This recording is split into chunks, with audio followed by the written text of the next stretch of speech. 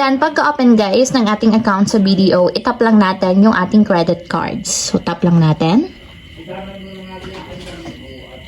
And after nyan guys, kung makikita nyo, dito nalalabas yung inyong outstanding balance. So, bukod pa dyan guys, yung pinakang statement balance na babayaran niyo. Kasi yung sinasabing statement balance is yun yung pinakang babayaran nyo ng buong buwan. So, yung outstanding balance guys, is hindi pa yan yung pinakang babayaran ninyo.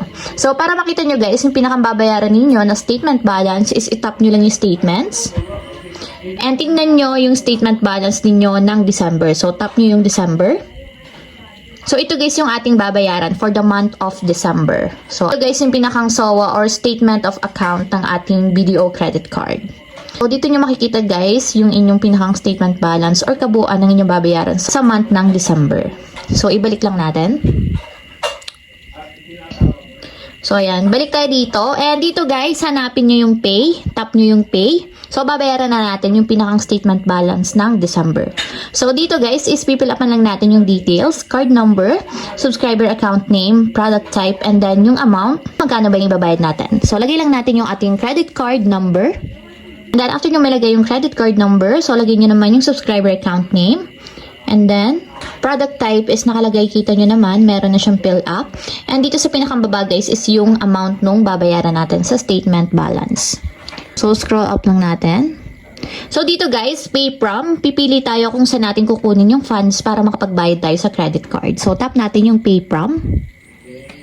So, dito din natin kukunin guys yung funds sa mismong BDO account natin. So, dapat meron tayong savings account or dapat may funds yung ating savings para dito tayo kukuha ng pambayad natin sa credit card. So, tap lang natin yung ating account sa BDO. So, ayan guys, dun magagaling yung funds natin sa pinakang savings account sa BDO. So, double check nyo guys yung details. Make sure na tama yung credit card number na ilalagay ninyo. And then, yung amount guys, nakalagay naman dito. And then, after nyo ma-double check yung pinakang details, tap nyo na dito yung pay sa baba. And then, ito yung summary ng pinakang transaction guys. Ang total na mababawa sa ating savings account sa BDO is 3,260.40 since yun yung ibabayad natin sa ating credit card sa BDO din. So, ayan, nakalagay yung details, card number, subscriber account name, and then product type is Visa. So, tap na natin guys yung confirm para ma-confirm na yung ating payment.